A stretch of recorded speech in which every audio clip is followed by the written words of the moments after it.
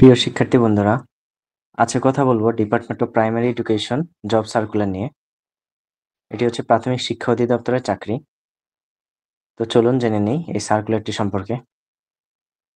এটির আবেদন শুরু হয়েছে 20শে আগস্ট এবং শেষ তারিখ 10 সেপ্টেম্বর 2025। আপনারা অনলাইনে আবেদন করতে পারবেন টেলিটকের মাধ্যমে। এই ওয়েবসাইটে গেলে আপনারা আবেদনের লিঙ্ক পেয়ে যাবেন।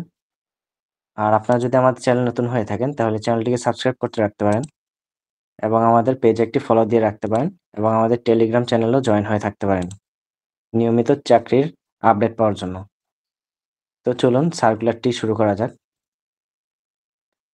প্রথমে আছে সহকারী লাইব্রেরিয়ান কাম ক্যাটালগার, পদসংখ্যা 24টি এবং বেতন স্কেল 11,300 থেকে 27,300 টাকা। বয়সসীমা সর্বনিম্ন 18 এবং সর্বোচ্চ 32 বছর। শিক্ষাগত যোগ্যতা কোনো স্বীকৃত বিশ্ববিদ্যালয় হইতে বিজ্ঞান বা গ্রন্থাগার ও তথ্য বিজ্ঞান বিষয়ে দ্বিতীয় শ্রেণী বা সমমানের সিজিপিএ 4, 4 বছরের মেয়াদী স্নাতক বা গ্রন্থাগত বিজ্ঞান বা গ্রন্থাগার ও তথ্য বিজ্ঞান বিষয়ে ডিপ্লোমা সহ দ্বিতীয় শ্রেণী বা সমমানের সিজিপিএ সহ ডিগ্রি। 2 নম্বরে আছে কাম কম্পিউটার অপারেটর। এটির পদসংখ্যা 6টি এবং বেতন স্কেল 11,000 থেকে 26,590 টাকা পর্যন্ত। বয়সসীমা সর্বনিম্ন 18 এবং সর্বোচ্চ 32 বছর। শিক্ষাগত যোগ্যতা কোন স্বীকৃত বিশ্ববিদ্যালয় হইতে দ্বিতীয় শ্রেণী বা সমমানের সিজিপিএ। এরপর আছে উচ্চমান সহকারী কাম হিসাব রক্ষক। এখানে পদসংখ্যা 115টি, বেতন স্কেল 10,200 থেকে 24,680 টাকা। বয়স সর্বনিম্ন 18 এবং সর্বোচ্চ 32। এখানেও কোনো স্বীকৃত বিশ্ববিদ্যালয় হইতে ব্যবসায় শিক্ষায় স্নাতক বা সমমানের ডিগ্রি এবং কম্পিউটারে এমএস অফিসের কাজ জেনে থাকতে হবে।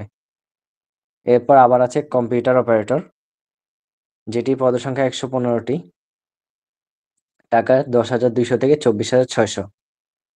বয়স সর্বনিম্ন 18 এবং সর্বোচ্চ 32। এরপর আছে ভান্ডার রক্ষক, এটির পদসংখ্যা 5টি, বেতন স্কেল 9,300 থেকে 22,490 টাকা। বয়সসীমা সর্বনিম্ন 18 এবং সর্বোচ্চ 32। তো পরীক্ষায় অংশগ্রহণের আগ্রহী প্রার্থীগণ এই ওয়েবসাইটে আবেদনপত্র পূরণ করবেন এবং আবেদন শুরু 20শে আগস্ট 2025 সকাল 10টা থেকে। আবেদন শেষ হবে 10 সেপ্টেম্বর 2025। আপনারা উক্ত সময়সীমার মধ্যে ইউজার আইডি দিয়ে পরবর্তী 72 ঘন্টার মধ্যে এসএমএস-এ পরীক্ষার ফি জমা দিতে পারবেন। আপনাদের ছবি থাকতে হবে 300x300 পিক্সেল এবং স্বাক্ষর হতে হবে 300x80 পিক্সেল। এটি স্ক্যান করে নির্ধারিত স্থানে আপলোড করে দিবেন। আর এখানে এসএমএস-এ কিছু নিয়মাবলী দেওয়া আছে, যেমন DPER এরপর স্পেস তারপর ইউজার আইডি লিখে সেন্ড করতে হবে 16222 নম্বরে এবং ফিরতি এসএমএস পাওয়ার পর আপনাদেরকে DPER স্পেস এরপর ইয়েস এরপর স্পেস দিয়ে আপনাদেরকে পরবর্তীতে তারা যে পিনটি সেন্ড করবে ওই পিনটি লিখে সেন্ড করবেন 16222 নম্বরে। কোনো কারণে যদি আপনাদের এটি করতে ভুল হয় তাহলে এটি বাতিল বলে গণ্য করা হবে। তা আপনারা যারা পারবেন না তারা কোনো একটা ফটোকপি দোকানে গিয়ে সাহায্য নিতে পারেন এবং এরপর যেই আপনাদেরকে অ্যাডমিট কার্ডটি দিবে সেটি সত্যায়িত কপি করতে হবে এবং লিখিত পরীক্ষার প্রবেশপত্রের সত্যায়িত ফটোকপি নিয়ে আপনাদেরকে পরীক্ষায় অংশগ্রহণ করতে হবে। তো এই ছিল আমাদের আজকের জব সার্কুলার।